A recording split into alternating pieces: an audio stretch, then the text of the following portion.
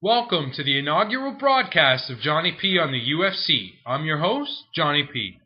Montreal welcomes the UFC for the third time in a fight card full of Canadian fighters such as Tim Hague, TJ Grant, Jonathan Goulet, and Joe Dirksen, who will be taking on Tom Lawler. Interesting note about Lawler is he turned up to the weigh-ins disguised as UFC Hall of Famer Dan the Beast Severn. Good for a laugh if you want to check it out. Other Canadian notables include Jason the Athlete McDonald, who stepped in to replace Quebec native David the Crow Loiseau after Loiseau was not immediately granted his fight license from the Quebec Athletic Commission. Look for the Crow to make his UFC return later on this summer at UFC 115 in Vancouver. Also on the card, fighting out of London, Ontario, my boy Sam Hands of Stone Stout, who in January of this year absolutely punished UFC lightweight Joe Lauzon, earning himself his second consecutive Fight of the Night award. If Stout continues to make improvements and put together dominating performances starting this Saturday night versus Jeremy Stephens, look for him to quickly climb the lightweight ladder and vie for that coveted title shot. Also, it's the return of the Predator as Patrick Cote makes his return to the octagon since October of 2008, when he had to withdraw during his fight to middleweight champ Anderson the Spider Silva. No warm-up for Cote, as he will be taking on a very game and exciting opponent in Alan Belcher. On to the Tough 10 grudge match, which sees Matt Meathead Mitch Rion take on YouTube sensation Kevin Kimbo Slice Ferguson. Once regarded as nothing but a street brawler, Slice has been making vast improvements to becoming a well-rounded mixed martial artist with big-time punching power.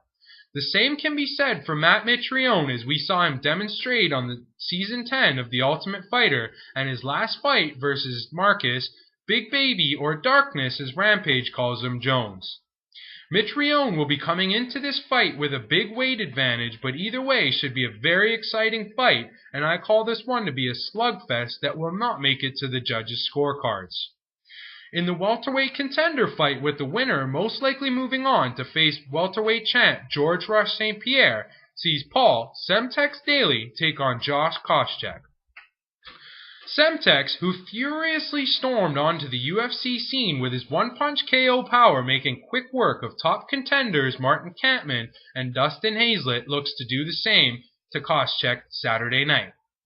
Kos, on the other hand, with his 12 UFC victories, is amongst the UFC all-time leaders for most wins. With that being said, he also holds another record for most wins by a fighter without a title shot.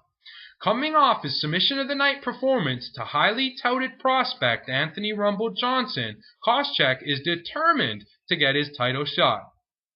Look for Kos to come out and keep it on the feet with Daly until he feels that Daly's getting the better of the exchanges, at which point Koscheck, the more superior wrestler, will look to take the fight to the ground and dominate Daly off of his back.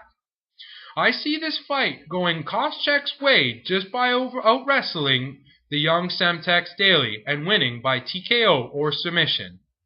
I will go on to further speculate that the winner of this fight will not only get his title shot versus welterweight champ George Rush St. Pierre, but will go on to be the coach of the next season of The Ultimate Fighter. On to the highly anticipated main event. In October of last year, the number one contender Mauricio Shogun Rua lost a controversial decision to light heavyweight champ Lyoto the Dragon Machida in a fight that which both me and Dana White, UFC president, saw go the way of the contender. At a 5-1 underdog, I put my money on Shogun because I felt he stylistically matched up better to Machida than anybody that we've seen the champ fight yet. Moving forward, I feel that Machida has made the necessary adjustments to avoid another controversial decision. Keys to the fight for the challenger. Shogun should look to keep the fight at that mid-range and do very similar things to what he did in their first fight by kicking the legs and the body and taking away the mobility of the champion. Also, I think that when it presents itself, look for Mauricio Shogun Rua to use the takedown to ensure maximum points. Keys to the fight for the champion. very imperative that he stays on the outside and does what got him to where he is today, and that's lunge in, throw a combination, and quickly get out. He needs to work better movement to avoid the barrage of kicks to the legs and body from Shogun.